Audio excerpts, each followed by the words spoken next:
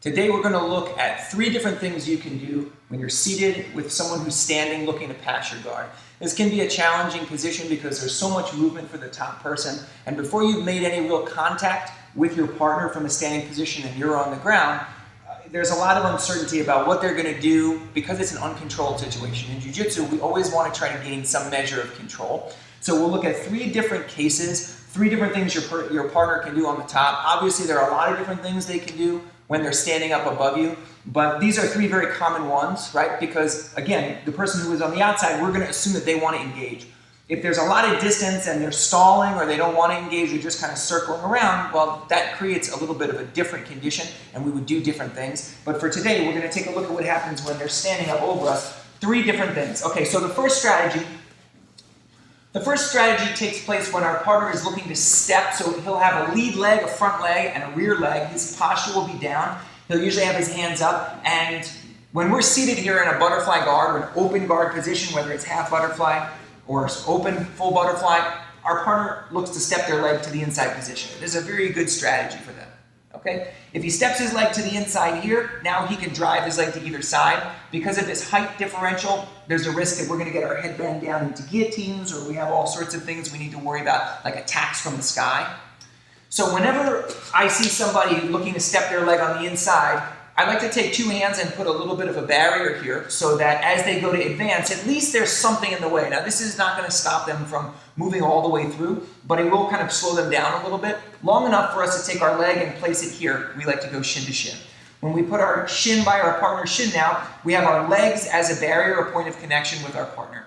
As soon as this happens, we hug our partner's leg like this. We go around the outside, from the outside in, then we're going to tilt to the side, and we're going to unweight that leg. We're going to lift it up here. Now we're going to drop our partner's leg down. That's going to allow us to go into ashigarami. From here, we can catch a hip, settle our partner down, and sweep. We can come up on top from here, or we can go into the legs. Okay, so this is our first strategy. Anytime somebody steps to the inside position here, we put a little brace using a double V grip. Then we pass our leg to the inside, so we're shin to shin. Now we hug our partner's leg.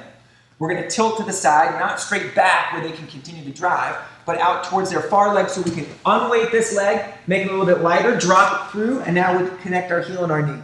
From this position, there are many different attacks you can go to on your partner's legs depending on what they do. If he were to run this way, we would attack the outside heel hook. If he stays up top, then we'll look to sweep. We're going to hold the hips, bridge, turn our knees to the outside, settle our partner down, and then from here you can go into your attacks, or you can go to look to transition up to the top position. Okay, so that's the first one.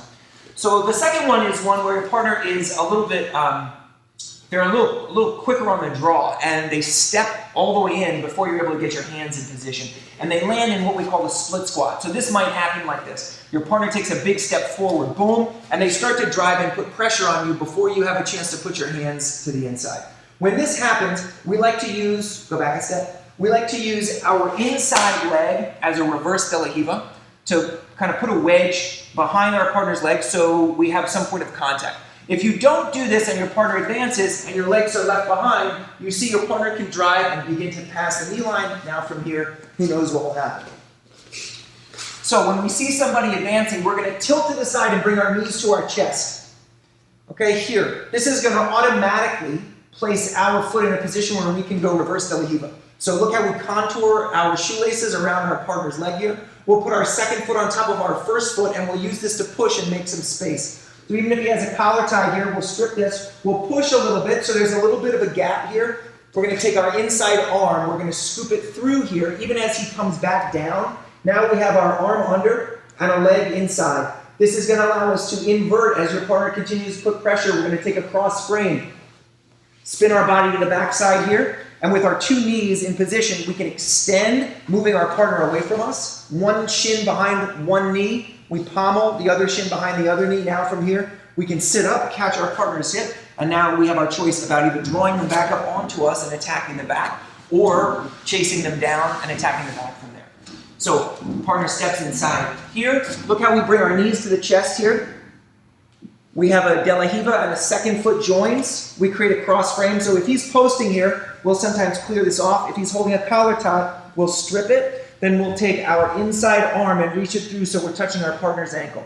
Now we'll create a cross frame. invert behind our partner. We make some space. You're going to go shin behind your partner's knee, pommel the second leg. From here you can sit up, capture your partner's hip, and then you can take the back from there. So those are the first two. One is shin to shin when your partner steps. The other is you don't get a chance to do shin to shin, so you go knees to chest, then you look to invert. The last one is when your partner is a little bit cagier. This time you're kind of playing on the outside. In a case like this, oftentimes your partner will use their lead hand here to gauge distance and to start to feel around for the beginnings of their attacks. And if you're seated in the proper position for butterfly guard, which you should be, with your hips back and head forward, a lot of times this hand will come here to post on your head. This happens a lot with people who have wrestling experience because it's a common thing to do in wrestling to gauge distance and begin entering into attacks. They may take a collar tie. They could even be posting on the knee. Any of these grips are good for us.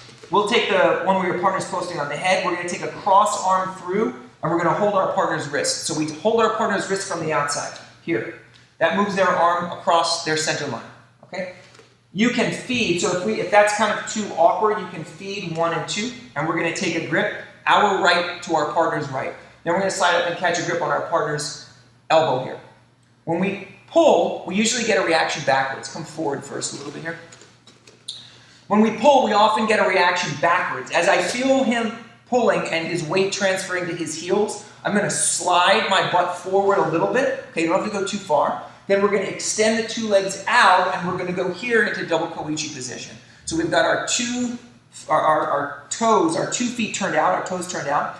And as our partner pulls, we're going to give a little push here. We're just going to settle him down.